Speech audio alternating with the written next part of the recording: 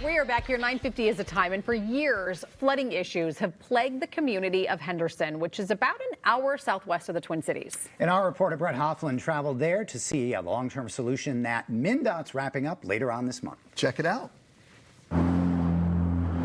From a drugstore to an ice cream shop, this corner lot in Henderson is full of history. They were the ones that I grew up coming to see and having them scoop me ice cream. Today, Sarah Schutte has that honor. Everybody has to drive by, so they might as well stop for ice cream. Mint chip. But there are occasional downsides, sitting at the intersection of highways 93 and 19.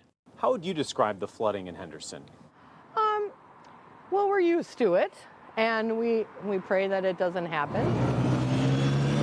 Sometimes there's only one way in and out of town instead of four, and so we have to take 45 minutes to get somewhere that's usually 5 minutes. Recently, road closures have hit an all-time high in this area because of flooding. For instance, in 2019, MnDOT says this highway, Highway 93 and Highway 19, they were shut down for 61 days between March and July. Here you have a bridge here that's going to hopefully mitigate some of the issues.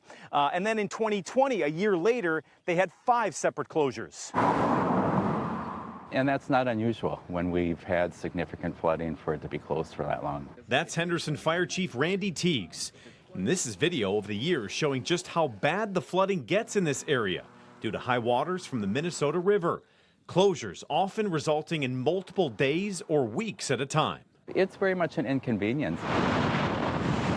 But soon MnDOT will wrap up a 3-year project to fix the problem. This is up 6 to 8 feet. After securing state funding, MnDOT spent $30 million to in part raise this stretch of Highway 93 as much as 8 feet from Highway 169 to Henderson. And that puts it 1 foot above historic high water events. How much easier is your job going to be with this project done? Well, I think it's going to be awesome. It will decrease the emergency response time for our responding ambulance by about 10 to 15 minutes. The work also includes improvements to nearby Highway 19 and County Road 6. It'll be really exciting. I think there's going to be a lot of people driving on the road back and forth.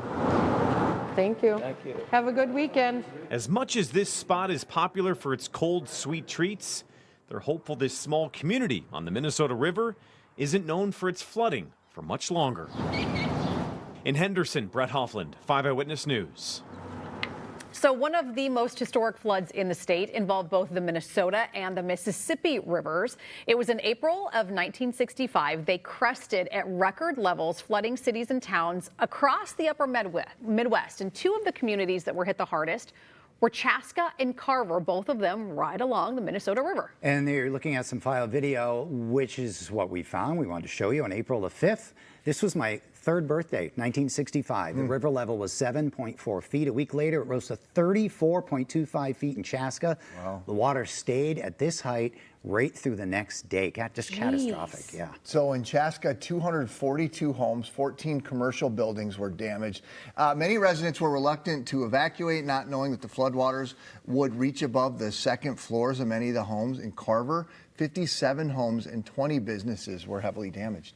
And the flood also created an estimated $400,000 in 1965 cost estimates. Again, I ran the numbers. This is upward of $4 million for today's money along local highways. And get this, dynamite was actually used to break up large chunks of ice that traveled quickly down the river and struck the pillars of the highway bridge.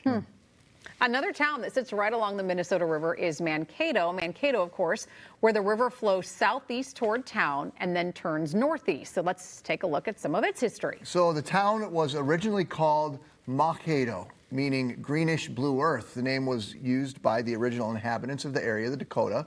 An early spelling error was never corrected, and Mankato became Mankato.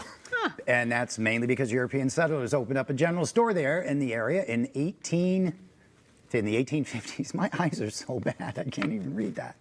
That same time, steamboats traveled along the river led the way for additional settlers, but that mode of transportation was unavailable if the water was too low, obviously. So the stagecoach became the best way to get from Mankato to St. Paul. Then later, it was the railroads, until eventually the last steamboat made its final run from Mankato to St. Peter in 1897. And no, Chris, I don't remember that. We'll be right back.